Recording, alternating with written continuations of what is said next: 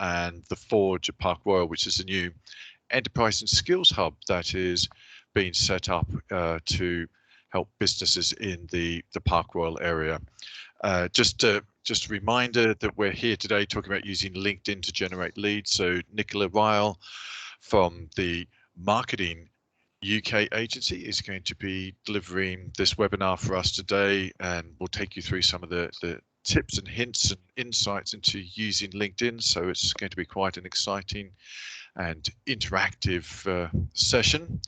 Just a reminder before we get started, for those of you on the call, if you're based in Brent, Ealing or Hammersmith and Fulham with your business, please do get in contact with us if you'd like to take advantage of the free one-to-one support we offer as well. There's still a few places available for that, and I've got some time free in the week of the 20th of December. I've got a couple of days there where I can put aside time for these one-to-one seminars. I know some of the people on the call have done that, but if you would like our advice and support in a free, confidential fashion, please do get in contact. So without any further ado, this is Nicola Ryle. She'll be talking to us about LinkedIn, and I'll hand over to you, Nicola, and off we go. Thank you very much, Tony. So the running order for today is I'm going to do a short introduction about LinkedIn, give you a little bit of information about where it's come from and that kind of thing. Then explain how you need to dress your profile so you can impress people. Remember, this is in the public domain, so it's as important as your website. How to use it to find leads. That's a really important element of it. Then moving on to developing some relationships. And then finally, I'm going to finish up with talking about how you can use LinkedIn to raise your brand awareness and influence people. So to start with, sorry, I got a little bit of feedback then, so I apologise. Okay, so here's a little bit of information about me. I started life as a civil servant and then worked out that commercial work would suit me much better. So here is a little information about some of the areas I've worked in before. American Express and Coca-Cola, probably the ones you're most familiar with. I set up my own marketing agency in 1990 and set Brandwin up with colleagues. I think it was about 2010. I might have that date wrong. I also inherited my father's business last year, and that's a global psychometric business. And finally, but not least, I'm a qualified yoga teacher. If you want to get hold of me afterwards, then by all means try connecting on LinkedIn, but here are my my contact details. This presentation will be circulated afterwards, so you can pick all of that up if you want it. Okay, so moving on, a little bit about LinkedIn. So LinkedIn was started in 2003 and it was primarily a jobs market. It was here to introduce or put together employees and employers. So it was like a dating agency for businesses. And that was all it was set up to do, nothing very much more than that. And it grew like Topsy. It took off in the first month and now has over 800 million members worldwide. It's a really huge platform. And interestingly, there are particular countries which take it and use it far more than others. And you'll be pleased to know that per capita, Britain is one of the highest users of LinkedIn worldwide. So here we go. As you can see, we punch way above our weight. These are in millions of people. So although China has got a lot of people on it, as a proportion of their population, it's really tiny. Whereas from the UK, that's a very high percentage of the adult population use LinkedIn. It's over 250% more effective at lead generation than any other social media platform. So in business to business, if you want to choose just one platform, this is the one to go for. And here's a couple of little stats. 90% of people in a business-to-business environment will look at your LinkedIn profile before meeting you. They want to check out what you look like, look at your picture. That's really important, and to get a little bit of background information about you. They're as likely to look at your profile as your website. So that's really an important factor. Even if you're not hugely active on LinkedIn, make sure that your profile looks fantastic, because other people are active on LinkedIn and they will use LinkedIn to assess you. And if you're not on there, or you're not on there in a way which is impressive, they will start off, before they've even met you, with a negative view. So this is really important.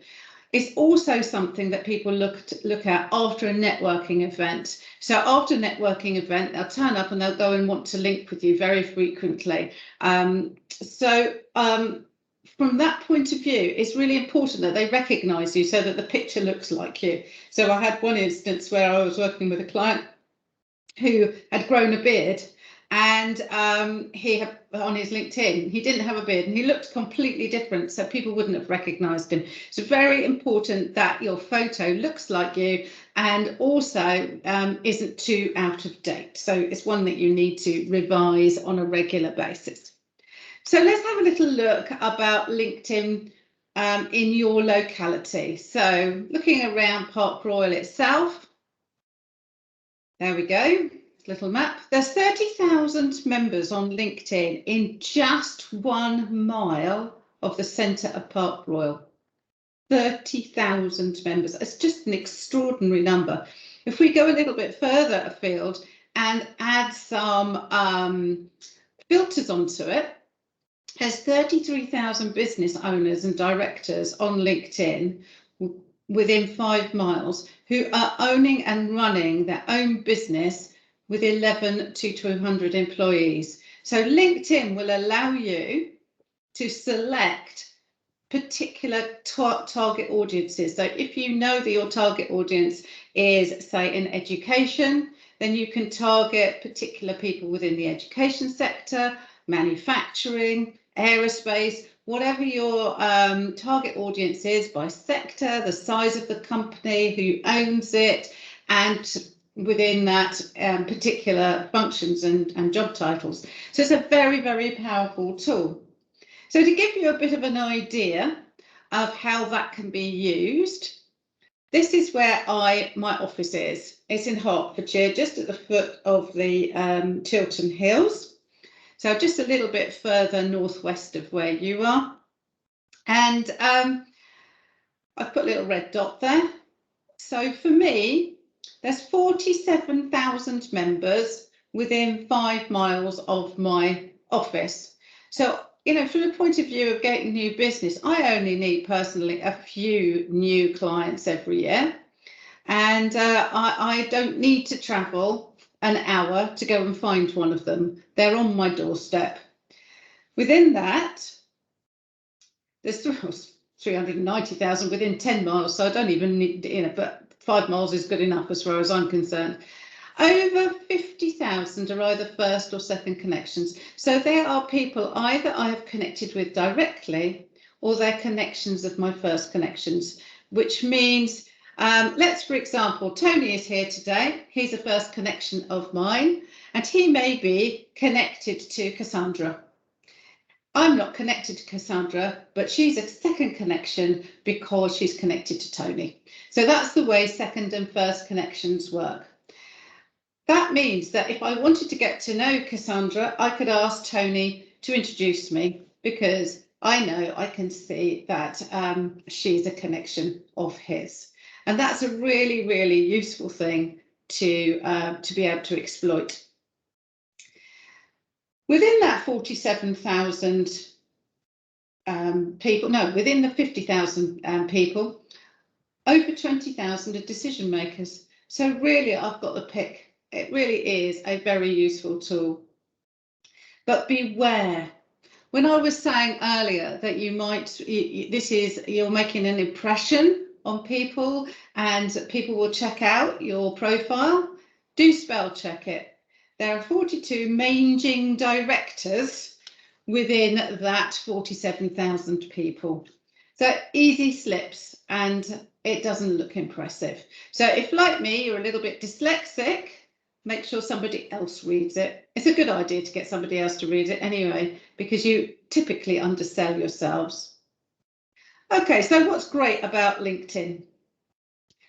It's a virtual networking tool. And it operates in a very, very similar way. So you would be wanting to behave like you are networking for real, but with some subtle differences. Like networking, it needs work. Sorry, there's no avoiding it, but not a lot of work. But what's really important is to make sure you follow up.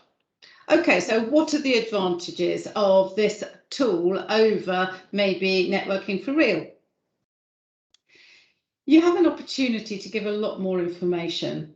When you're chatting with somebody over a coffee and you've only got a couple of minutes, most of that time is spent sizing one another up, and you don't have the great opportunity to give a wonderful CV and all of the fantastic things that you could offer. It's good because it's there 24/7, so you can decide when you pick up your email, when you put something onto it, what have you. So it's at your beck and call. You don't have to respond to anything immediately. It's a searchable tool. As I was saying earlier, you can find the right people.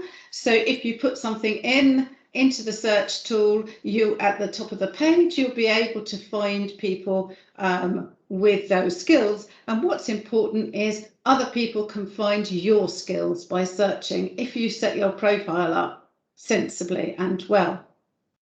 It's a great tool if you're a little bit shy. So for those people who don't want to get up early in the morning and do that breakfast meeting, and that their whole idea of walking into a room full of strangers leaves them absolutely cold or fearful, then this is a great tool for you.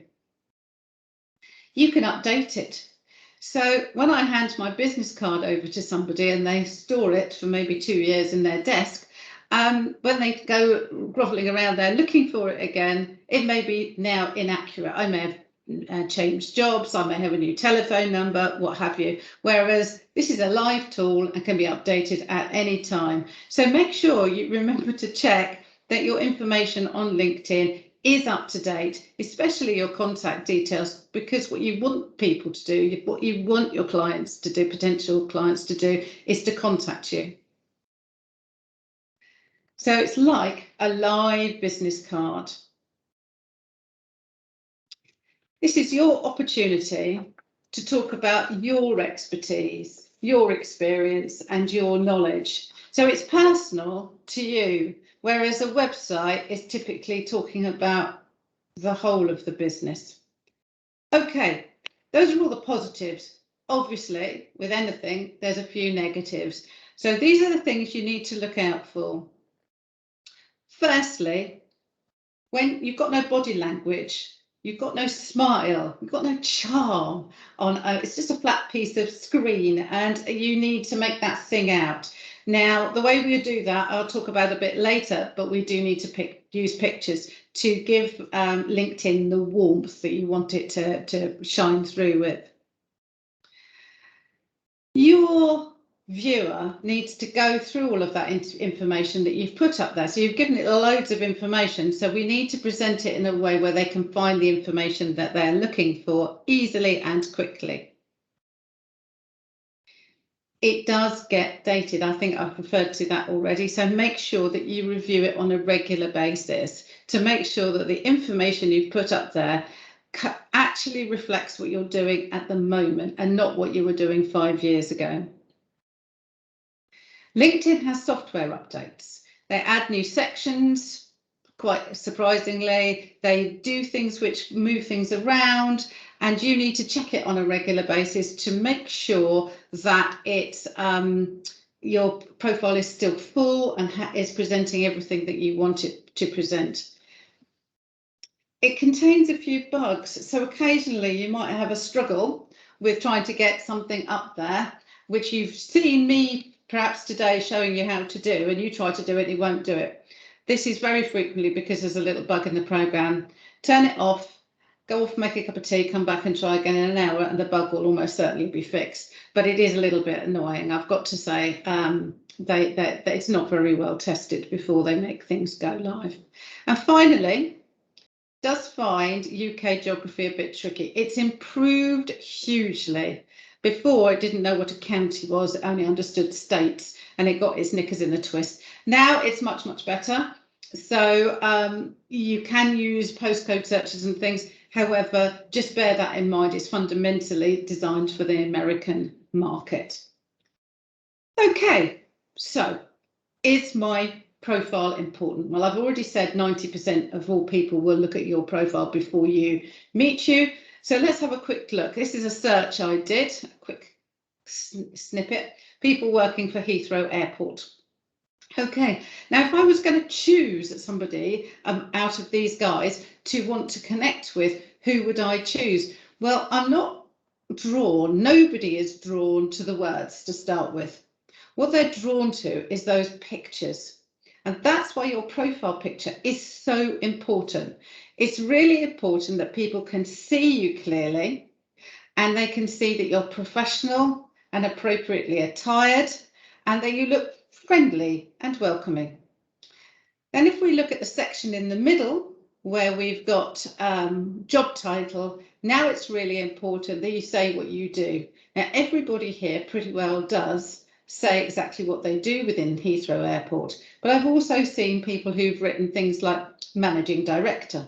That tells me nothing about what that person is delivering for their clients. So bearing in mind that your name, your title and your picture is what appears on a search, make sure all of those are absolutely spot on.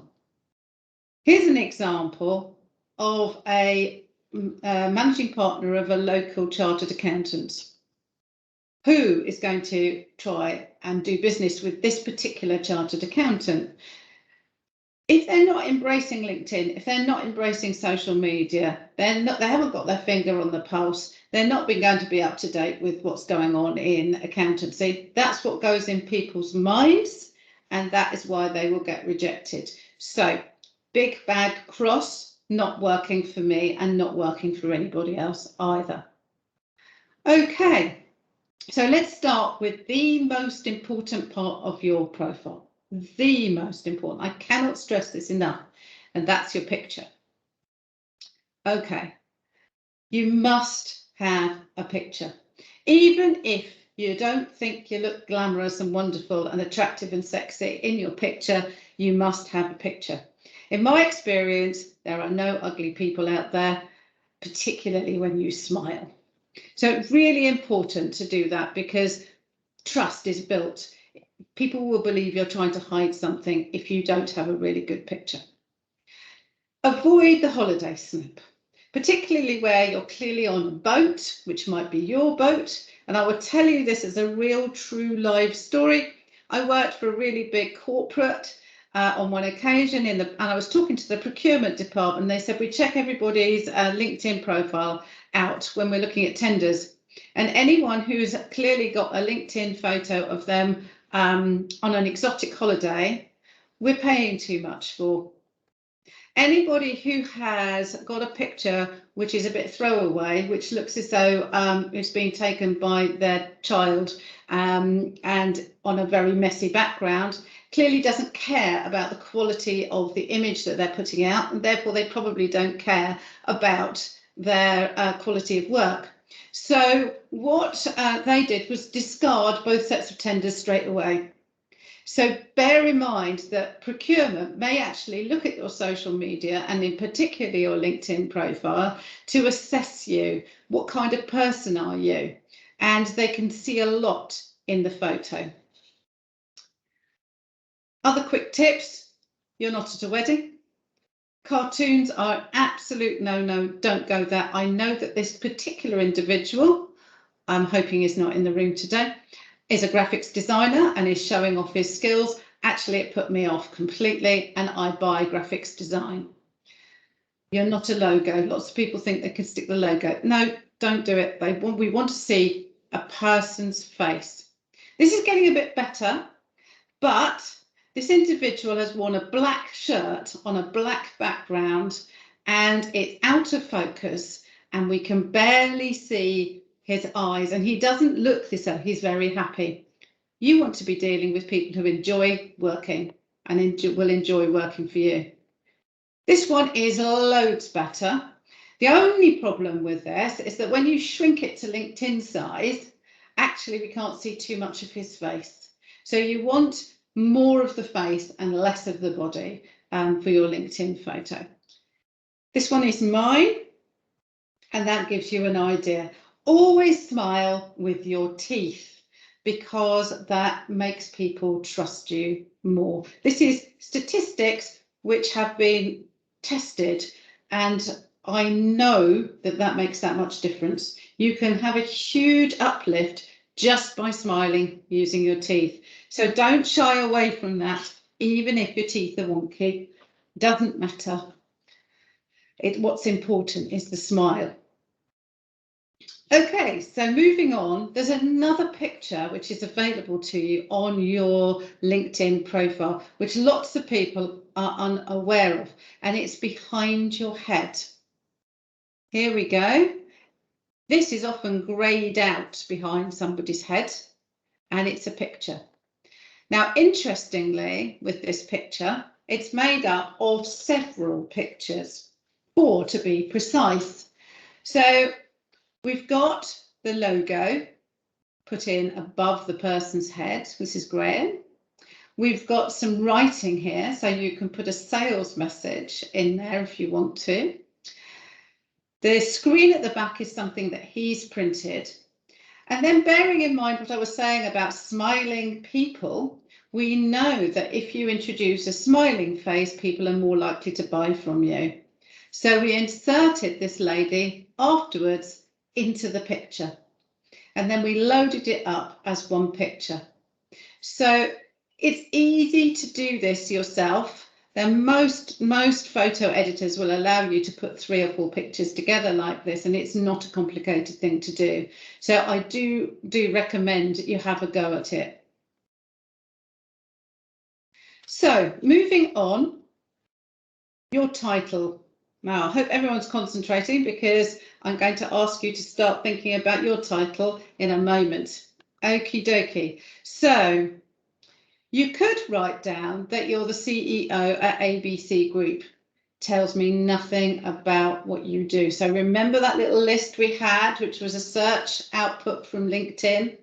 That doesn't tell me anything about what you do and what you can do for me, which is the really important thing.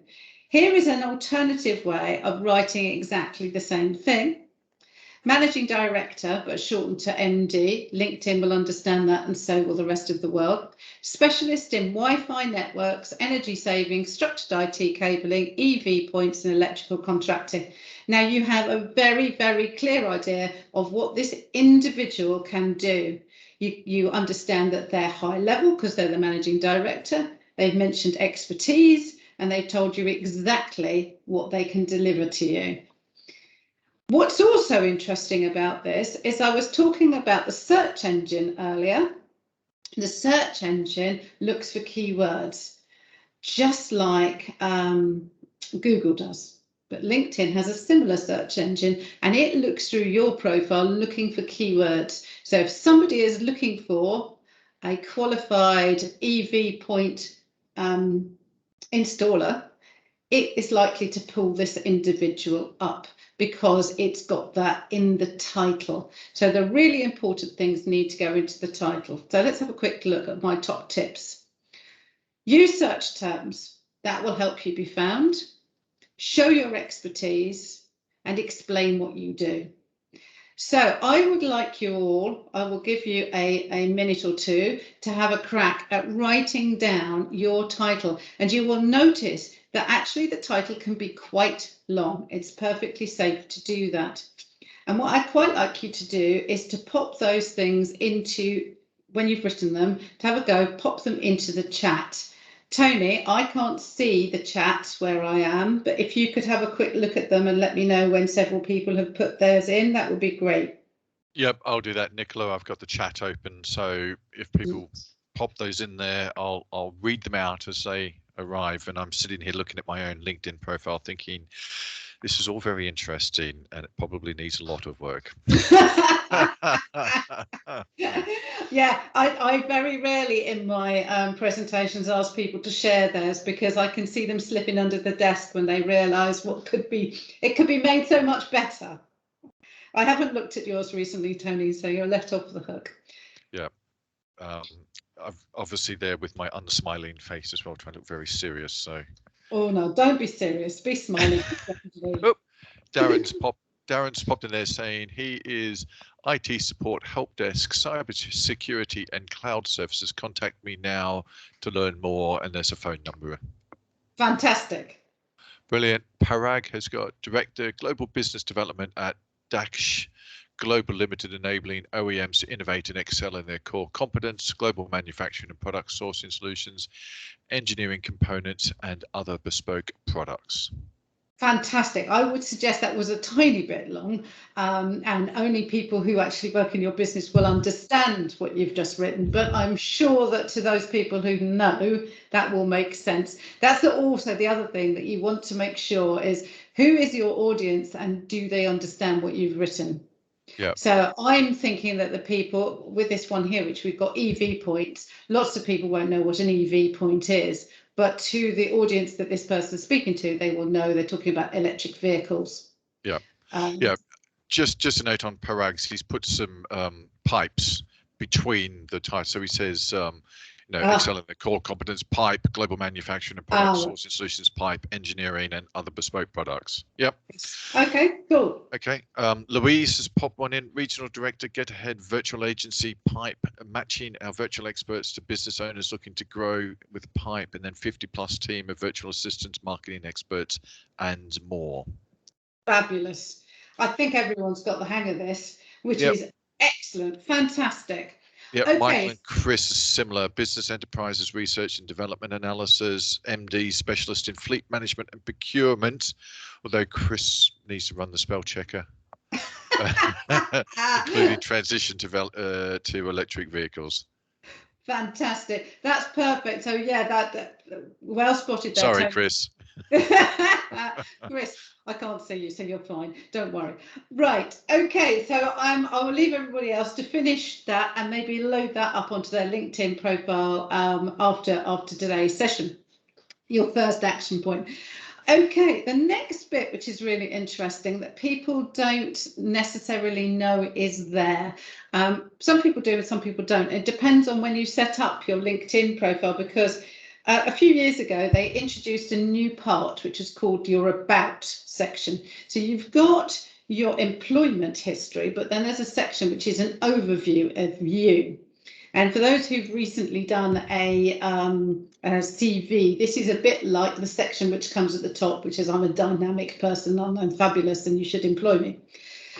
Okay, so, which obviously I am in every respect. So this About is a really important section, but there's a big but. On a desktop, LinkedIn only reveals the first 285 characters. That's letters and spaces of it. So although they give you 2,000 characters, initially the only bit you see is a tiny bit at the top, which means that must reach out of the page and grab your audience by the throat and give them a shake and be really clear what you're offering. Okay, so you don't want to start it with your life history, because by the time you got to the interesting bit, it's not showing and everyone else has given up the will to live.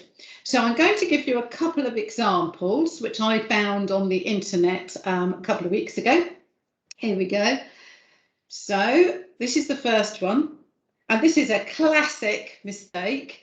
I'm hoping Mike isn't in the audience. Mike set up in business in 1993. Does anybody care? No. As an electrical contractor under the name of MAP Electrics Limited, the company grew year on year and tedious. What can he do for me? What I want to know. So this is really not going to sell his business or himself. So don't go down that route. Make sure the first 285 characters says what you are going to deliver. Here's an alternative. Are you moving to a new office or expanding your network? Do you have problems with your internet connection speed or experiencing a persistently poor phone line? I mean, I can hear people in the room going, yeah, that's me. Then you probably need a skilled data cabling engineer. Here are 5 things I can do for you. Please contact me for no obligations, free site survey. I'll get back to you with a quote within 1 working day. Anybody got any doubt as to what this person does? Tick. Now, clearly there's a huge difference between those two. It's very, very tempting to do the first one, but you need to go on and do the second one for your about section. Now, I can hear you thinking, oh, how do I do that? That's so complicated. It is difficult, and you need to set aside some time to do it. The most important tip that I can possibly give you for this kind of copywriting is it's not about you, it's about your clients. So the most important word you could possibly use, and I'll highlight it here, is you and your. So you put the person who you're speaking to into your script. And the easiest way of doing that is to ask a question. Do you need? Do you have? That is how to get that word in. So in that first paragraph, you should find that the first 2 sentences are about your client, not about you. And then you can say, oh yeah, and I can do that for you. Okay, so that is a really, really difficult thing to achieve, and it takes practice. This is true of all copy. So I usually recommend, on a website or on any length of copy on LinkedIn, you take a little highlighter pen, 2, pink for myself, we, our company name, orange for you and yours, lots more orange, much less pink. And also the page changes colour from orange to pink as you go down it.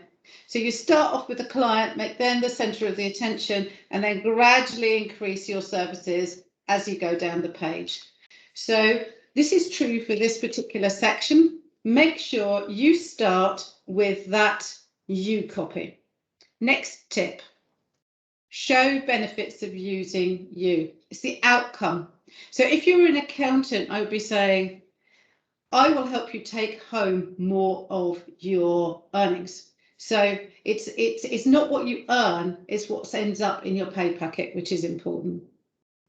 So think about what you do, and what benefit it delivers to the other person. So for example, adding an electric vehicle point outside your office, yeah, you could say I've added it. That is not a benefit, that's the feature. The benefit is you can now be eco-friendly. Your staff will love you. It means that you can be, you look as though you're leading the way. It's doing all of those things. So it's good for morale, it saves money, and it looks good. So those are the benefits of putting the electric vehicle point in. Although the electric vehicle point is a thing, it's a feature, not a benefit. Tricky. So think very, very carefully. Next, demonstrate you understand your client's needs and put these first. So show empathy. So one of the things that electrical contractor was just talking about was, I understand the frustration of not having a good phone line. So explain that. Then you follow it up by showing your expertise and knowledge. Use short sentences and simple language. And that was something that we were just talking about in the title. Make sure that you're jargon free. It's ever so easy to assume that other people understand your business. And finally, make sure you give your contact details. Now those are general copywriting tips. For that little section at the top, you don't need your contact details because you will have given them somewhere else.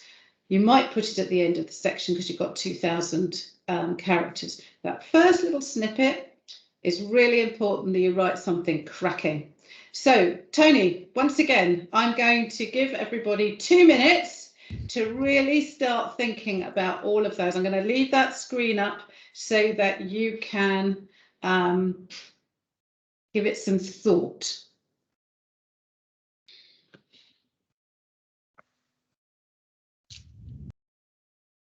And if you just put a little note in the chat to say, I've done it, that would be great. And maybe, Tony, you can choose one person to read theirs out. Okay, Nicola, no problem.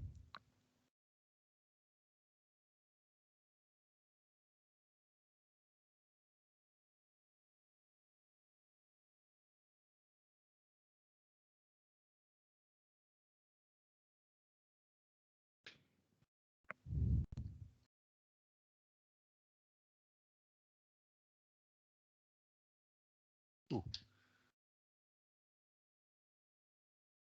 I think Darren's done. He's well done, Darren. Pasting a very long message. Oh, blimey, he's going to put the whole message in. Excellent. Yeah. You could just read it out if you want to. Yeah. Do you want to read it out, Darren?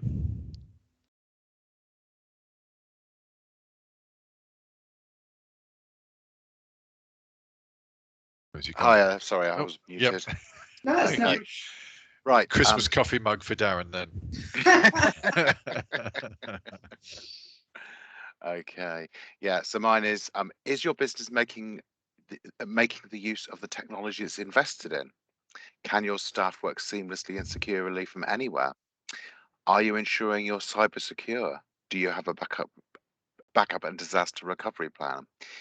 If the answer to any of these questions is no, maybe, or I'm not sure, then I invite you to reach out to me for some free advice on what you as a business owner or director should be doing.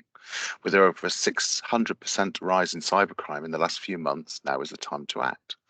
I'm Darren, MD of the Technology Group, and I continually strive to improve our clients' experience by developing and leading in the introduction of new services and strategic alliances with other technology firms. Over 32 years in the industry makes it easy to communicate, and clarity is the cornerstone of my approach to your business. And I'm going to say blah blah blah blah there, Yes, and then I've got some specialities: cybersecurity, backup and disaster recovery, communication and collaboration, blah blah blah blah blah. And then I've got my phone number and my email address. Excellent. That's fantastic, Darren. So just bear in mind that only the first 285 characters can be seen. So just make sure that those first 285 are, because it's actually not very much. It's about 2.5 sentences. So that's the most important thing, is to make sure that that looks brilliant on screen. So what you've just said is excellent.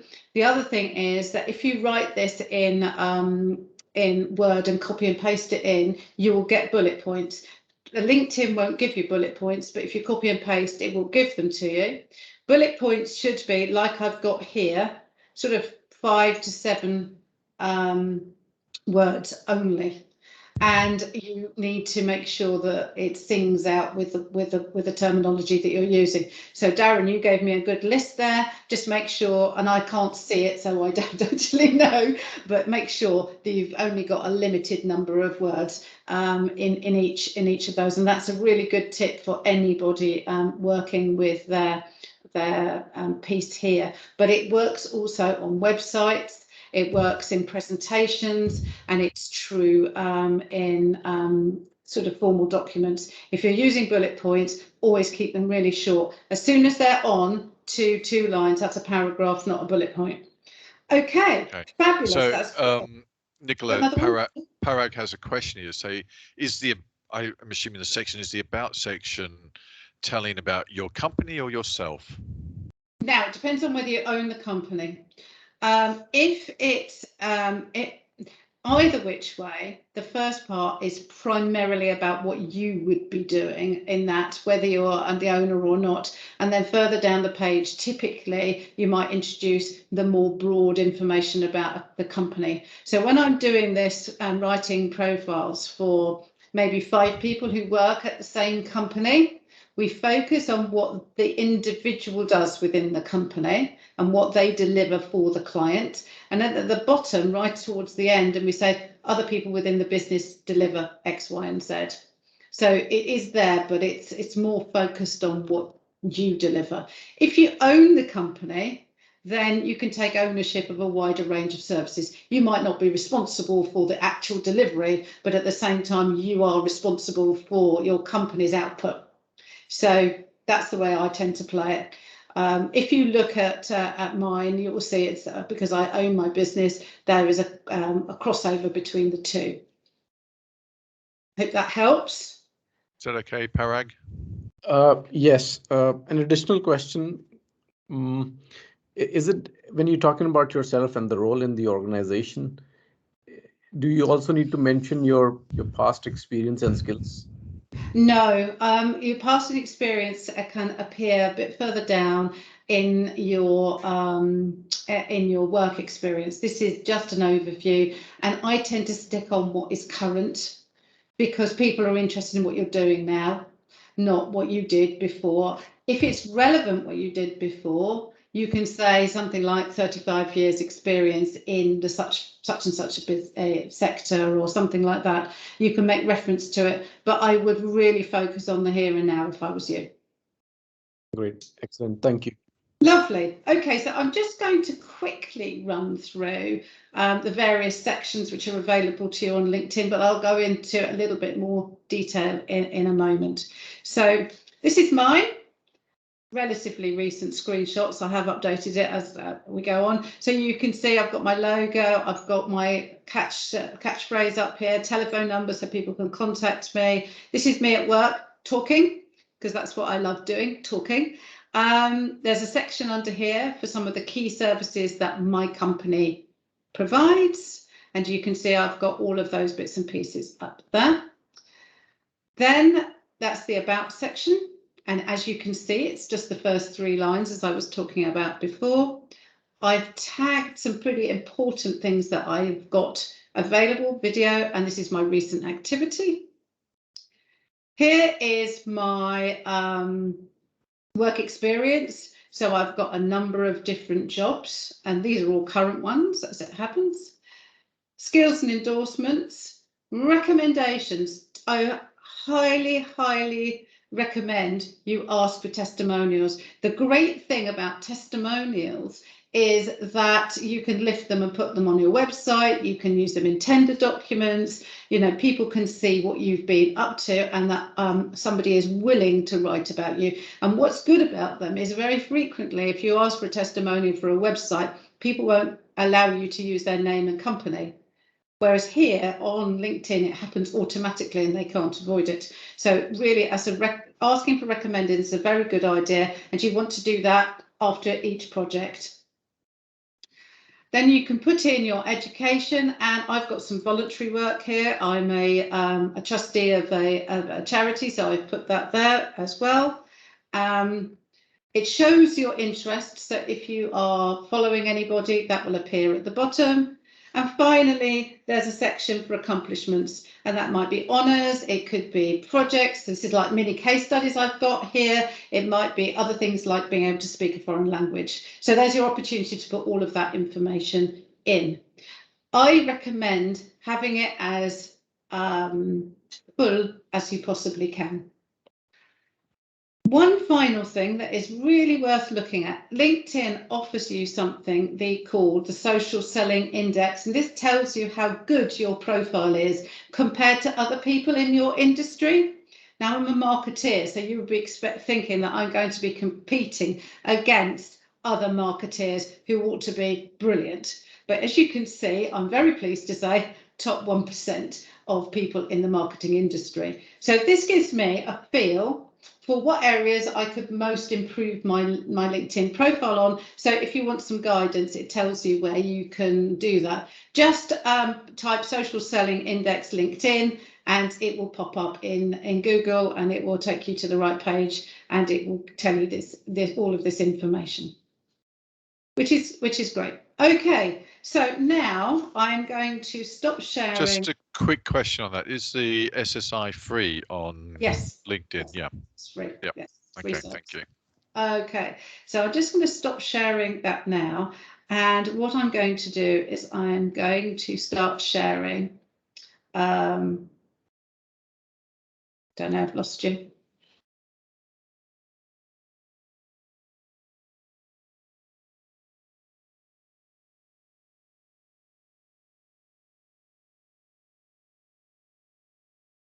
Nicola, are you there? Hi, is there a question? From Yes. Melvin? I Yeah. had a quick question for her. In that SSI, there's industry SSI and network SSI. I just wanted to ask her a difference. Have we lost her? Yes, I think we have.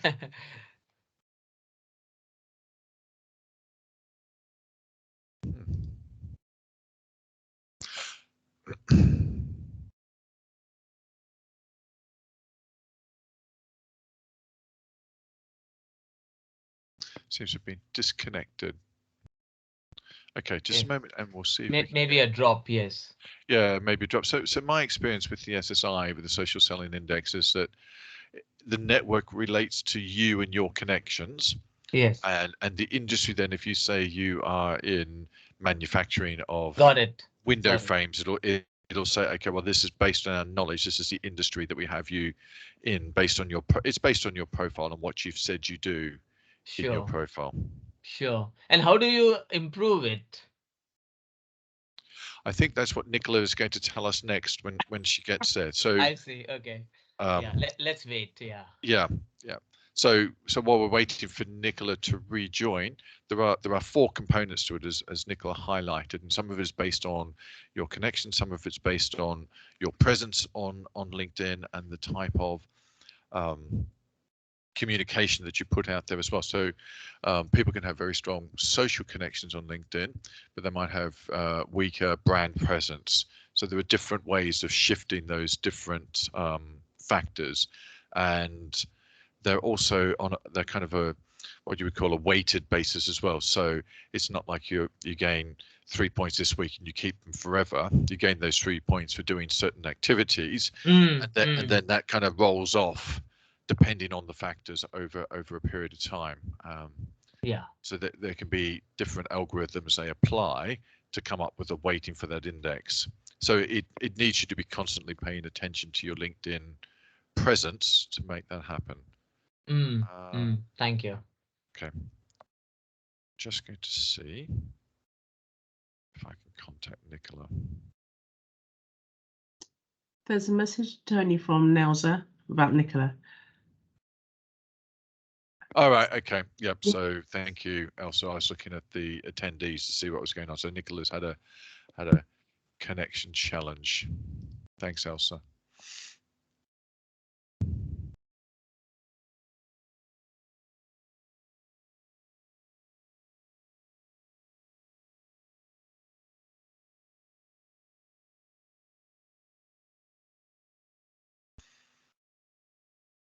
Tony, can I ask a question? Certainly, Elsa.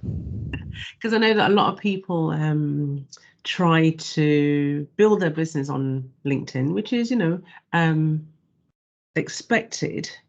But what do you do when you get those people that just want to connect because, one, they want to get, how can I say, close to your network? I mean, my network, I've closed off, so nobody can ever see who I'm connected with. Yeah. But I mean, those ones that literally just want to build their numbers. Yep. Oh, here's Nicola back again. Yeah. So the question, Nicola, you're on mute. You get the Christmas mug as well. I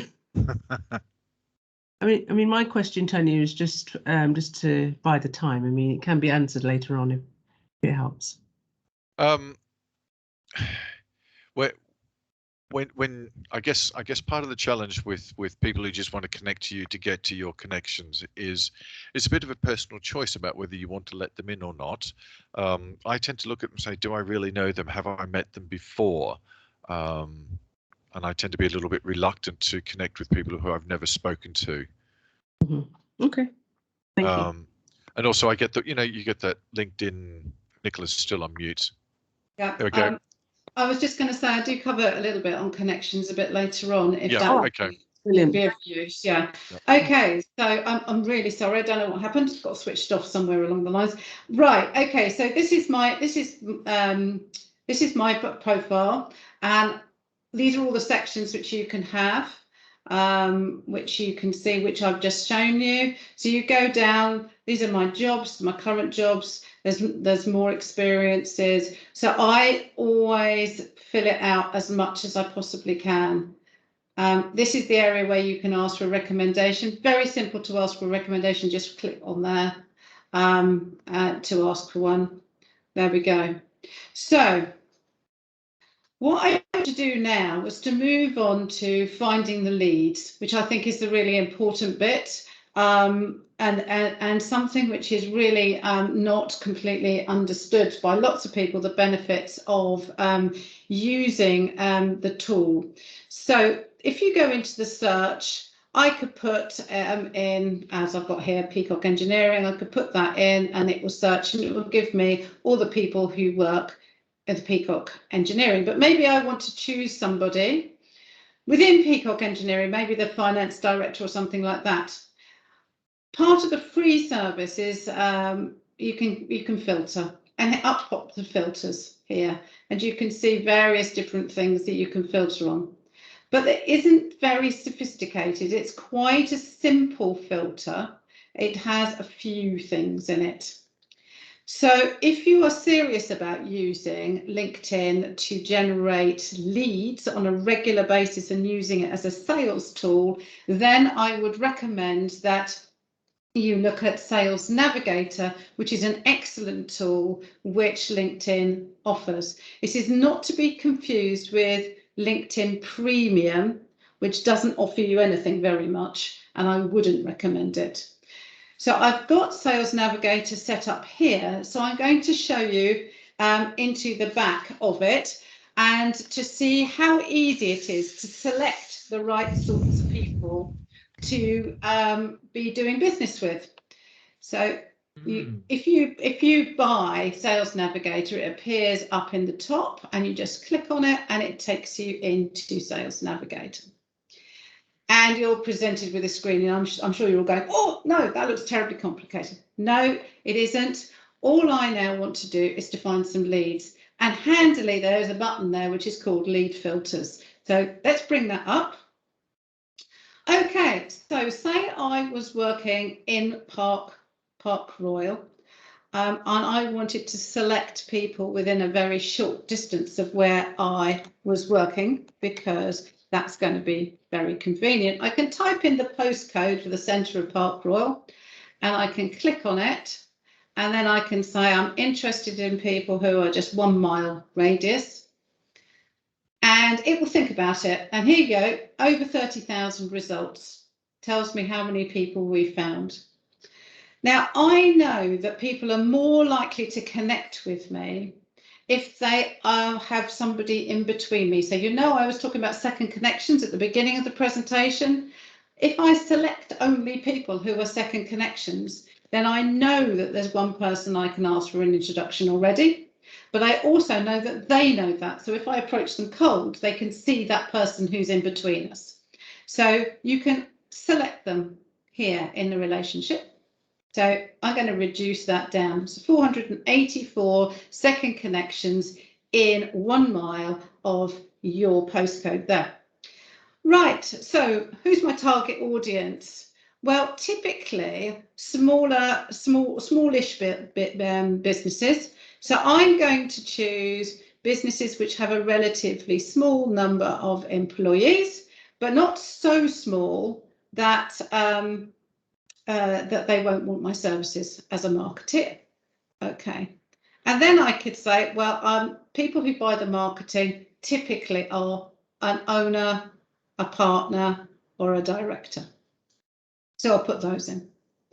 Okay, right, now that's a really good selection, 82 of them, that's fantastic. Perhaps that's all I need, but maybe I want to make sure that I'm not wasting my time too much and use people who are active on LinkedIn as well. So I could go up to the top, and here in Spotlights, it might say, OK, posted on LinkedIn in the last 30 days. So there's 37 people who fit my target audience, who are on my doorstep, who know somebody I know. Bob's your uncle, right level, right everything. Now these filters are really useful and does lots of different things. So it just depends on your target audience as to who you want to deal with. And as you can see, there's lots of different things. Now, from a marketing point of view, I don't mind what industry somebody's in, but if I did, I could select by industry. I can select by job title and by function. We can also look at years of experience, years at company and various other bits and pieces. I could add in that it's a particular type of company. So it could be if I worked hugely in the not-for-profit area, or I could select that, or I could just go for privately held companies, which are more likely to use my personal services.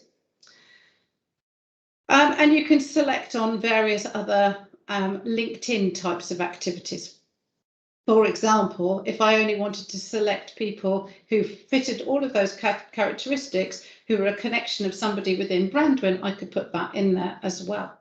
And then I press search. And hey presto, there's my selection. These are the people I might want to chat to who are within a stone's throw of your offices here. Great opportunity. These people might all be just perfect. So I might want to go through them and judge them and have a look in a little bit more detail. It's really as quick and simple as that to find your target group. If you want to, you can now save that as a search and use it later. The other thing you can do is to save it to a lead list. And you can do that by clicking on here. It gives you various different options. So I could choose to connect, view the profile, view other people who are similar. We might do that in a minute, or send a message. If I click on save, I can save it to a list that I've already got, or I can create a new list or a list with all of those people in from up here.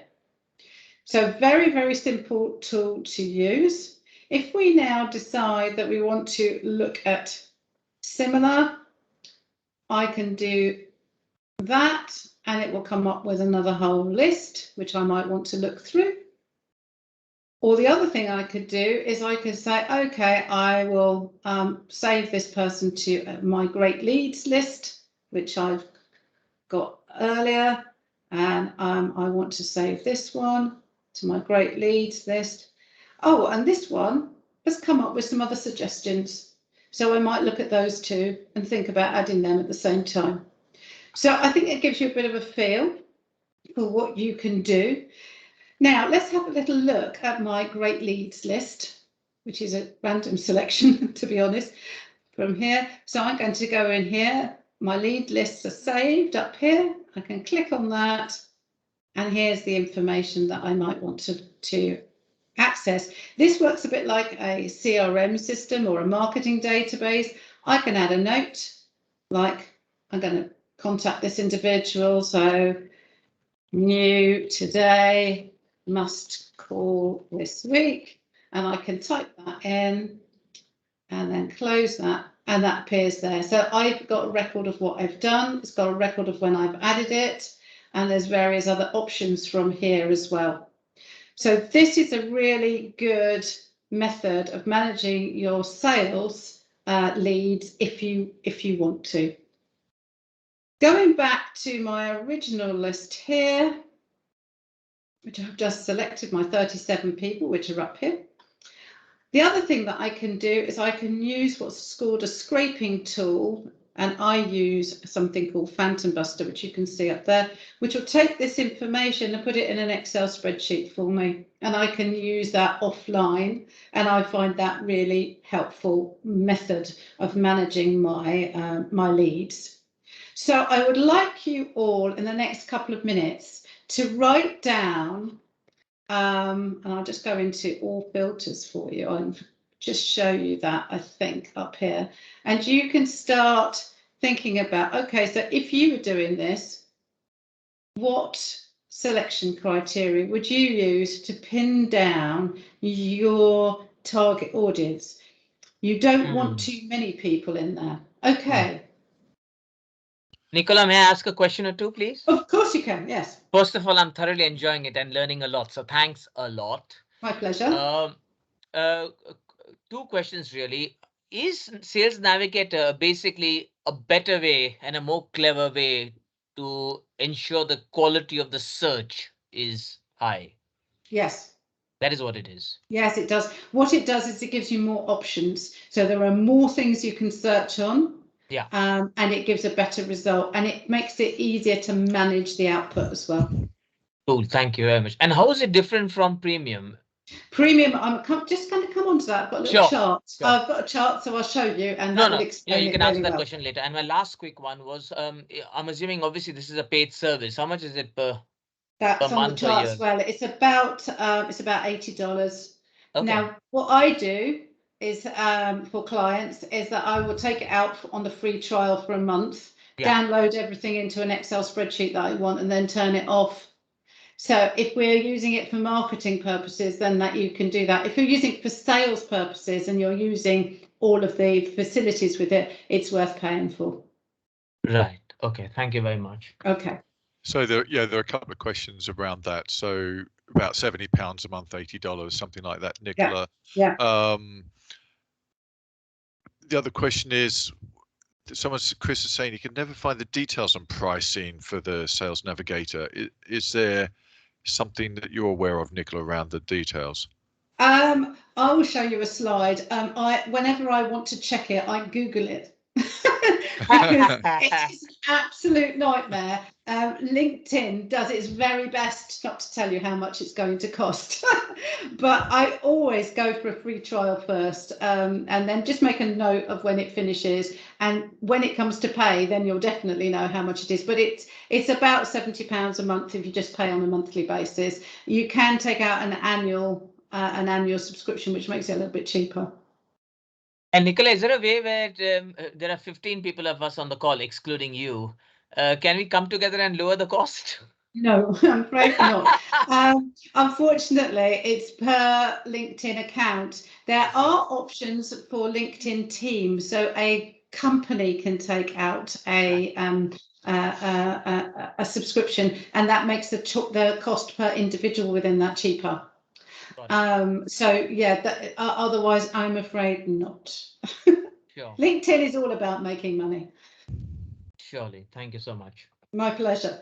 And and only if you find it relevant to answer this question now, otherwise we can keep it for later. You said if it's for sales, take a monthly, and if it's for marketing, monthly, and if it's sales, kind of keep the annual option. It's worth the money. It's worth the money probably if you're using it for sales and you're using it on a daily basis. For marketing, I just extract everything, put it in an Excel spreadsheet, or upload it into HubSpot or into some CRM system and use it from there. It's up to the individual site, and it depends on the size of company as well. Yes. So I would try it, see how useful it is, and cancel it if it doesn't work for you. Yeah. Thanks a lot. Yeah, no problem at all. Okay, so I hope everybody's had a little crack at thinking about what their criteria would be for selecting. Typically, I go for second connections, but if you haven't got a lot of connections in the first place, that will restrict you too much, in which case go for third connections as well. And again, use the spotlight carefully, because sometimes it's not helpful for you. So there's lots of variations and bits and pieces that you can do there. If you've got a list already, you can exclude it so you don't get doubled up and duplicates between them.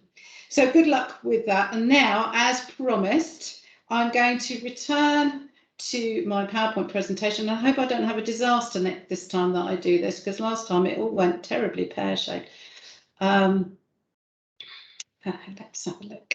And PowerPoint. And open.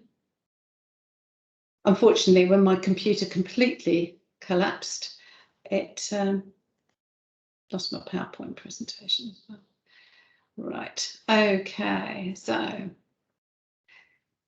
so here is what you were just asking me about. What's the difference between Premium and Premium Business and Sales Navigator? Well, about $20 a month, but as you can see, Premium gives you virtually nothing.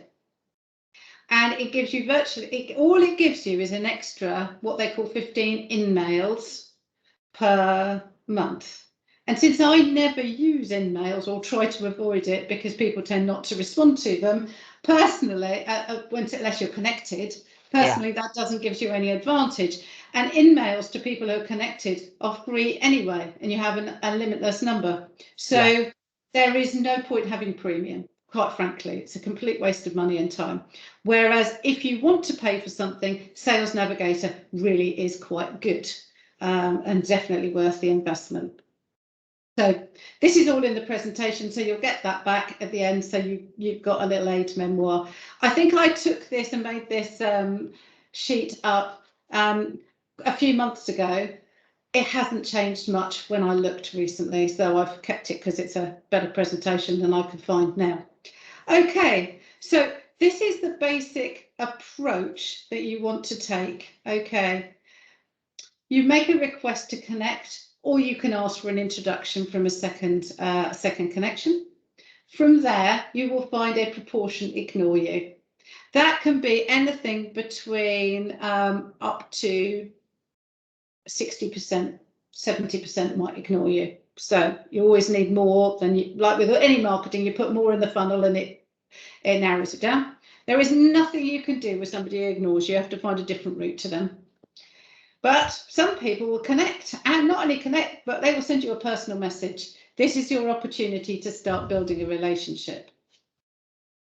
So you need to respond. So you need to make sure that you're looking at LinkedIn on a regular basis and make sure that you do respond. Now, remember that this is not the moment to come in heavy with a sales message.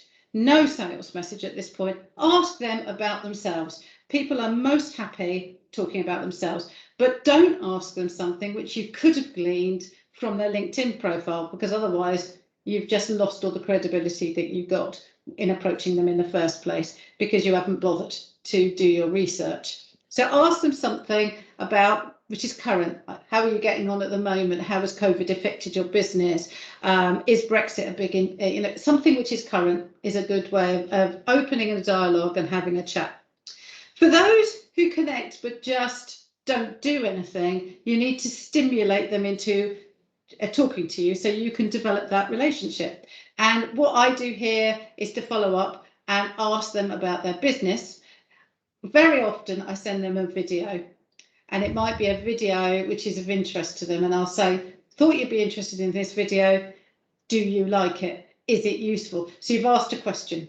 So you either ask about the business or ask them about something else, but ask some kind of question, because it's very rude not to reply to a question, and British people typically want to reply. So it's a good wheeze, to be honest. From there, again, you develop the conversation. So they've replied, you reply back. Keep that conversation going, because as soon as you start selling, they might back off. And you don't want to get into the selling mode until you've got to a more face-to-face environment. Zoom, telephone call, or an actual physical face-to-face meeting. So with any networking, whether it's virtual or real, it's all about the follow-up. This is where the work is. You need to keep up with it, even if the business has suddenly got really busy. So don't drop the ball on it, is my advice. And what I do personally is I have a member of staff helping. So just to make sure that I don't drop the ball. So if I am really busy and I've got back-to-back meetings and I'm rushing around chasing my tail, then what I do is I get one of my admin staff to go on my LinkedIn profile and just read what's coming in and let me know if there's anything really important that I need to tackle. And if there isn't, but they can tackle it, they tackle them for me. So I will give them the answers that I want them to provide. So very quickly, the tricks to success here are to select carefully. A small number of different selections is better, because then you can send a well-defined niche message, and you can send the same message to everybody who's in that group, but it looks to them so it's personal. So you can write something like you, I work in Park Royal, or I work in Hillingdon, and we both run our businesses, and we're both servicing a similar target audience. Thought it'd be great to connect. Now, from their point of view, it looks as though you've given them a bespoke answer, a connection message, but actually you haven't. It's the same to all 50 people you've just done that to, but to them on the receiving end, it's personal. And people are more likely to respond to a personal message. Sorry, Tony. Yeah, so Nico, just a couple of questions, and I think for Parag, he was asking about, how do you connect with these prospects? So you're not using InMail, you're using the connect option, and then you can send them a message. And I think you've got about 350 characters or something like this. That's for right. the initial connection, so you've got to be quite focused on that. And I've got an example of one coming up in a moment. Yep, so perfect. You can have a go at perhaps writing one shortly. So prepare your response to your connection in advance, so you're not fumbling around thinking, what am I going to send? So you've got your connection message and you've got your follow-up all ready to go, and you might tweak them a little bit as you're going along. Consistently monitor and interact. Use the tools available in SalesNav to help you, and take the conversation away from LinkedIn as soon as you can, because it will improve your relationship. It's all about relationship building here. Get a shortlist and then connect. So that's what we're talking about. Connect, not InMail. Occasionally people have got that barrier set up, which means you have to send an InMail, but only do that as a last resort. It's easier if you share some connections, and you need to give them a good reason to connect. And it's not from your point of view, it's from their point of view. And keep it short, direct, and use a little bit of flattery. So I've got a little example here, which you might find useful. I noticed from your profile that we're both based in Hillingdon and work in similar fields. In fact, we have so many connections in common, I'm surprised we haven't met already. It would be great to be connected. Kind regards, Nicola. No sales, I don't say anything about myself, I talk about them. Now, this kind of connection message will get between 20 and 50% success rate.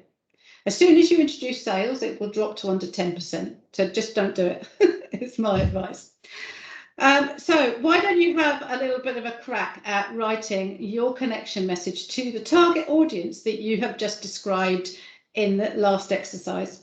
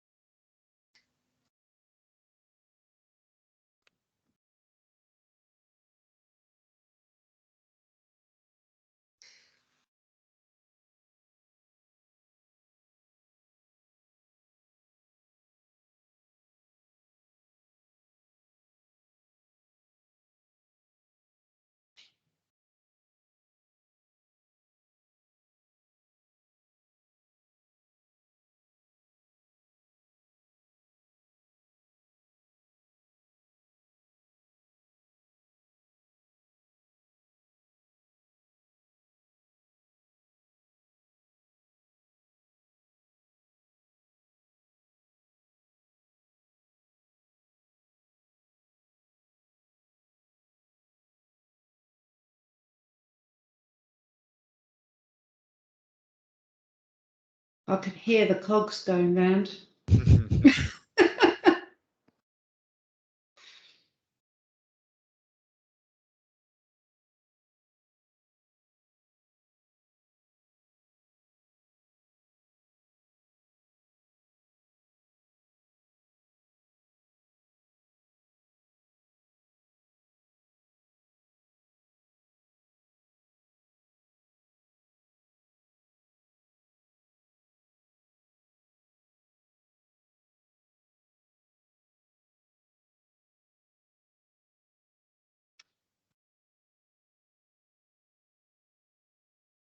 Okay, so that's given you a bit of thought, something to think about.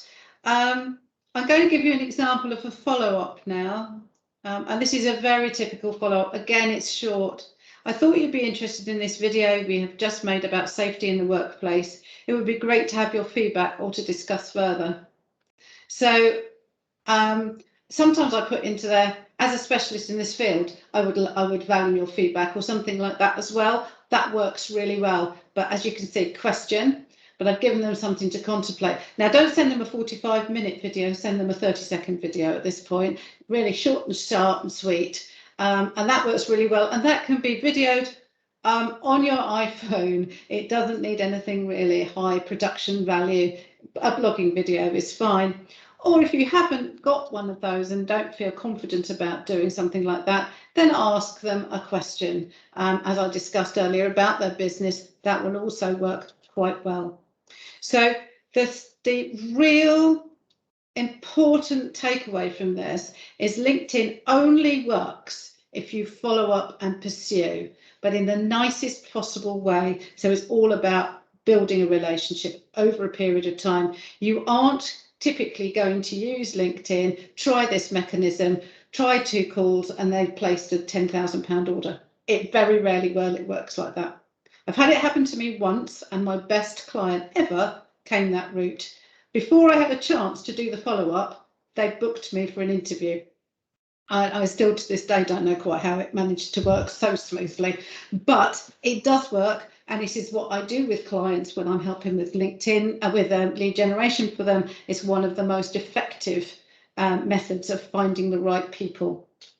It's the best and most up-to-date database in the world for businesses. Okay, so right. So Parag has produced one. Go on, let's hear. Hello, Martin. I noticed from your profile that we both work in the metal fabrication industry. It'd be great to be connected to understand each other's business in more detail. Kind regards, Parag. Perfect. Yep. Short, simple, and straightforward. Lovely. And he will appreciate, the person at the other end will appreciate that what you're looking at there is some kind of collaboration. Now, obviously, you hope that you'll sell something to him, but that doesn't matter. At this point, he's thinking both of you can work together to do something better, which will benefit both of you. Yep. Fabulous. Okay, as we're a little bit short of time, and I know you want to know about the last part of my presentation, which is posting or influencing people. This is something which LinkedIn is good for. It is nowhere near as good as what I've just shown you, but in order to have your connections work, they want to know that you're active and they will look at your wall. So it does mean that you must post. So it's a question of, well, what do I post and how do I go about that? So posting is important. One of the things that you will find with posting is that there's no opportunity to put a title up. So in order to get a title, what I tend to do is use a picture and use an impactful picture and put some text into it to say what the title is. And this is one that I prepared earlier. And the company is KAI, which is my company as it happens. How a $1 billion company organization grew their business. Well, you've got to be interested about that, haven't you? So that is an example of a powerful message. And posts which work best tend to be ones which are information-based, educational. Think about what you would read when you are looking through posts. You aren't interested in new staff appointments, generally speaking. You aren't interested in sort of what the weather's like and who's had a baby and any of those kind of things. Typically, you're not very interested in who's won an award either. What you want to know is information which will help you. And so that is what I tend to focus on when I'm putting posts out. Information which will help my readers in some form or another. And this is information here about how they could grow their business using my product. Okay, so that's one example. Here is another. Can we predict team dynamics? That is really important for anybody who works as a consultant in team building. And this is who this is aimed at, not the end client specifically, but at consultants who work in this field. We've got a picture and we've got a title. And that was done simply by putting 2 pictures together. Nothing complicated and loading it up. Now, what's important here, and something you do need to be aware of, don't share other people's content. Sharing other people's content downplays your own content. So you'll be interested to know that when you post something, about 8 to 17% of your followers will get it shown to them. That doesn't mean they're going to read it, but it gets shown to it. If you want to be at the upper end of that, then there's lots of things that you need to do to make sure your post gets seen. And I've got a few tips for that in a moment. If you post on your corporate page, because LinkedIn has corporate pages, it only gets shown to between 2 and 8% of your readership, of your followers. Now, typically people have very many more personal followers than they have corporate ones. So you're getting a smaller size of a smaller cake if you do it on corporate. Always post on your personal profile and then comment on it from your corporate profile to maximize reach. So this is a video. Good posting, interesting to your prospects, pictures with captions, use video, use native video. And by that I mean you load the video up onto LinkedIn itself. Do not use a link. LinkedIn hates outbound links at all times, so it downgrades you if you use them. So try to avoid using links on your actual post. Put links in your comments. Add comments and add likes, but don't share. Okay, and one of the tips that I've got is that if I wanted this to get a further reach, is I would click on comment and I would tag people in it. And I would also, if I wanted to send somebody to an article about that, put the link in the comment, not in the original post. So posts that work. Adding a picture will uplift the number of interactions by a multiple of 2. Adding native video gives you an uplift or impressions by 21-fold. So video is really the hot thing and will increase the number of comments by 3. Now, the important thing about comments and likes, which are done by other people, is that your post now gets shared to a proportion of their followers. So if I've started off with 1,000 people following me, they will maybe 170 people will see my post. If Tony now likes it and adds a comment, I will get up to 17% of his followers seeing my post. So the more people I can get to comment and like my post, the more people who will see it. So it's really important then to let people who you know you well that you've actually posted. So what I do is I put a comment underneath and I tag them in it. Use a great title or a subject line, and that goes into the picture. Use hashtags, but not too many. So use about 3 to 5. Once you are over 5, sort of 6, 9, 10, you're starting to spam and LinkedIn doesn't like it. Below that, they think you don't know how to use the system properly, so they downrate you. Add tags. Now that tags are an @ sign, followed by you start typing the person's name, and that you can then click on that person on LinkedIn. So if I type @Tony, then it will say Tony's name, full name, or give me an option of 3 Tonys and I'll choose the right one and click on it. I typically do the tagging in a comment rather than in the post itself. And post relevant and useful things. What would you read? What would you find interesting? Only put stuff up which you think will have some kind of traction. So, in summary, this is what you need to do. Dress to impress, have a great profile. Find leads using the search engine. If you haven't got the paid for one, there is a search engine, it's just not as good as the paid for one. You can scrape those off in either searches by using a scraping tool. You can Google that to find one of those to do it and put it into an Excel spreadsheet. I personally use Phantom Buster, which I rate highly. Then develop the relationship.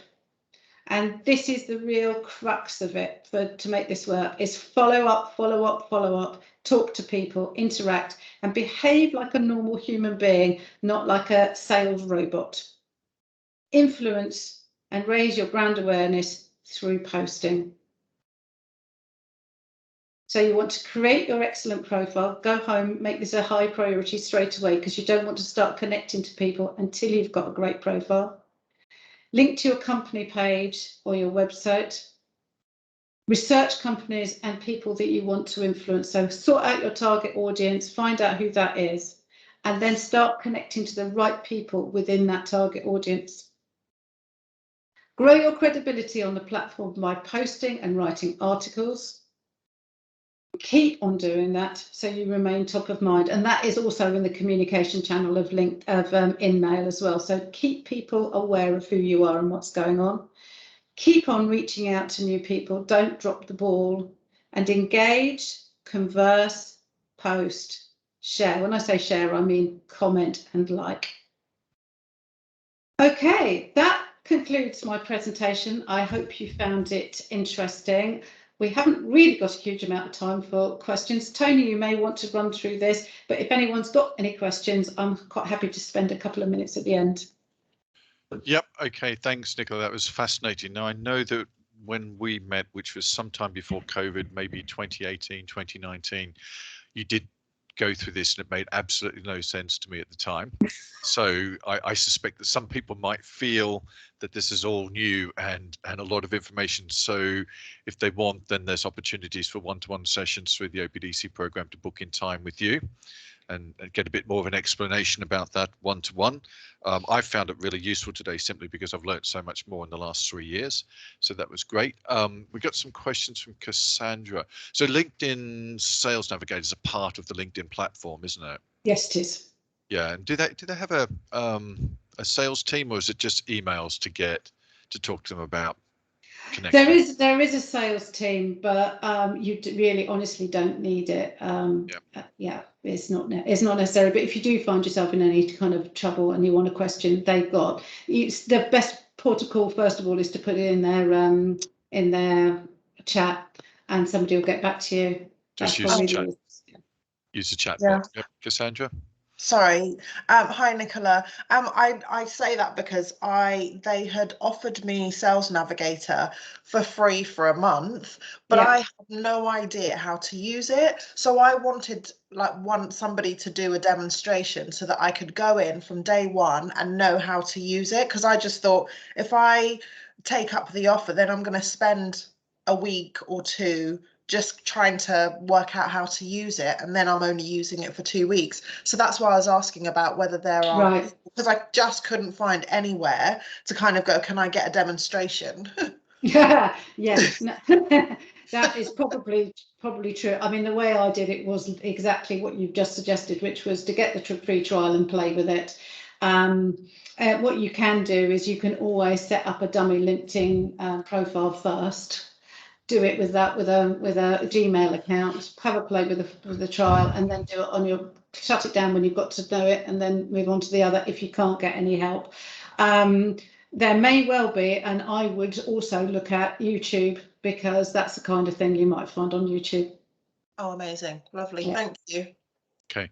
And also you can book a free one-to-one with me and we could do it together. Provided people are in Ealing, Hammersmith and Fulham and Brent for this particular program. Lovely, thank you, Tony, because I don't know all the details. Yes. Yes. Okay. Yeah. The other question I think is, your typical sales cycle in Sales Navigator. It's going to depend on you've given examples, Nicola, of one message, one video, and one massive client, and probably 15 contacts with someone before they said, let's have a conversation. I think the general rule of thumb in marketing is 6 touches before you really make progress. So how fast those touches actually happen depends a little bit on how hot you are on responding, but also how good the client is your prospect is to come back to you, and whether the time is right. Marketing is all about timing, really, more than anything else. And you keep your brand in front of them and keep talking to them on a regular basis until the time suits them. So some things that, if you're selling insurance, that it's an annual thing. So if somebody's just taken out insurance, you're not going to get a squeak at it for another year. If you're selling something that runs out, a consumable, like printing ink, then that cycle is much, much shorter. So it does depend very much on what product you're selling and the busyness of the person you're trying to speak to and the size of the contract. typically will have a big, whether it goes through tender and all of that kind of thing. So people who are just testing out and just want to try you for something small, then the sales cycle is much shorter. So it'll be very individual, that one. So there's a few variables. Go on, Cassandra. Yep. Sorry, I was just going to say, when you say touches, is that just points of contact, conversation? So it could be email, in person, video call, phone call, any one of those. It could be any one of those, or it could be outbound from them so that they've gone and had a good rummage around your website. Okay. It could be somebody else that they know saying, and Nicola's the best thing since sliced bread, you ought to have a word with her. And if I've already reached out and that piece of information's come through, that would count as a touch. So personal recommendation would be included within that. So yeah, any or all of the above works. Yep. Okay. Just a short thanks to Lucia and Louise. They both left some great feedback in the chat, as well as Michael, which is fantastic to see that. And yes, please do get in.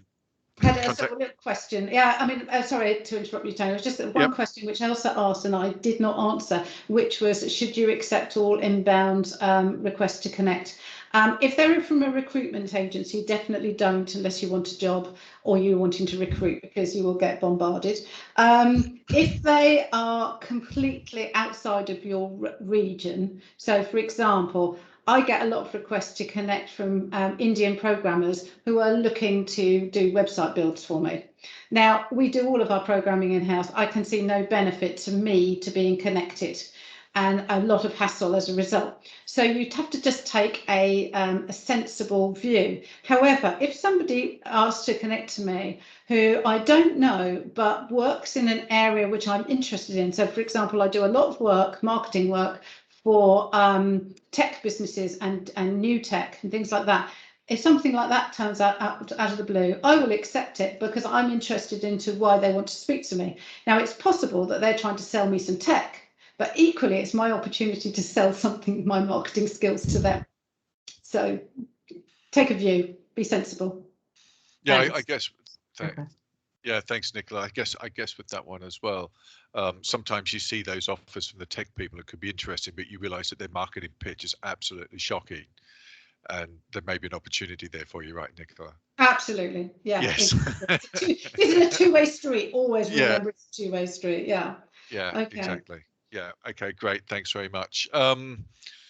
So yes, the next session we have, before we move on to that, are there any more questions for Nicola? It's been a really fascinating session. There's lots of great feedback in the chat as well. So if you do have any feedback, please do let us know, because it'd be great to get your thoughts on that.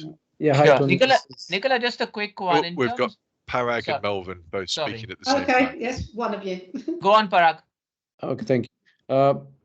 Hi, Nicola. A quick question about, you mentioned about, so I'm a bit confused in terms of managing, your personal profile versus the company page profile. Yes.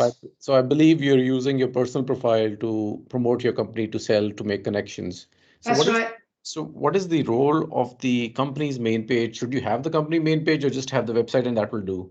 I always have a company web page as well, LinkedIn corporate page as well, just that I'm linked to it. And I don't use it that much. LinkedIn is trying to beef it up at the moment, so we might get more facilities for the corporate page at some point in the future, but it's very much the handmade here. The reason why I tend to have it is that under my work experience, I want a logo to appear against all of my different pieces of work that I've ever done. And if I'm not linked to a corporate page, that remains blank. So I want that to work like that. So I've set it up so that I've got it, but I have to confess, give it any TLC really at all, because to my mind, it really doesn't offer you very much. Yes, that's what I wanted to know. So all the activities are through the main profile, the personal profile, and not through the company profile page. That's true as of today. As I say, LinkedIn is trying to change people's attitudes and behaviours with that, but I think they're pushing water uphill. Thank you for that. Okay. Great, thanks, Parag. And Melvin, you had a question? Yeah, quick one, Nicola. Thanks a lot. I mean, there are these other things like Lucia and Rocket Reach. Any words of wisdom? I mean, look at anything like that and make a judgment on it. These things pop up from time to time, and there's various other bits and pieces which you can either add to LinkedIn or works alongside it or what have you. Just work out whether it will offer what you want. It's very individual, yeah. But you have not used it and no good experiences? No, I haven't got any particularly positive experience, so I can't really comment on it. I would just have a look at it. I find LinkedIn by itself sufficient without anything else. Yeah, thanks a lot. Great, thanks, Melvin. Any other questions for Nicola? If not, then we should just wrap this up. Thanks very much, Nicola. Really interesting session, and I've definitely got a number of actions to take away today. Yes, the next session is January the 19th, which will be me talking about project management, and particularly for small businesses, how you are a project manager in your business, even if you don't think that you are managing projects. So we'll be talking about that and some tools there around how you can take some of those skills and use them to run your business more effectively. So that'll be January the 19th. And then we have one more webinar scheduled for February, and the agenda may be changing on that one as well. So we'll let people know in advance. But Nicola, again, brilliant. Thank you very much. And any positive feedback, please do leave that in the chat. That would be much appreciated. Or negative feedback if you think there were things that you might have liked to have seen that weren't on the agenda today around LinkedIn. Some positive, constructive feedback, I think we call that. Always good, always good. Always good. How you fit any more into that, I don't know, without scrambled eggs. Well, maybe there's two sessions there, Nicola, or a second round of conversations with the attendees. So thanks very much for that. Thank you everybody. Take care and enjoy the rest of the week. Yep. Okay. Thank you very much. And that's it. Any final words? I'm not sure. Is he there? He's still Thanks here. a million. My pleasure. Thanks, Melvin. Thanks. Thank you both. Thank you, Nicola, and thank you, and very much to you as well, Tony. Thank you all for participating, and we will ensure that the recording and the slides are sent out within a few days. And I'm going to put the recording off now. So have a great rest of the day. Enjoy your lunch. Many thanks. Thank you. Take care. All the best. See you later. Bye-bye. Bye. Bye.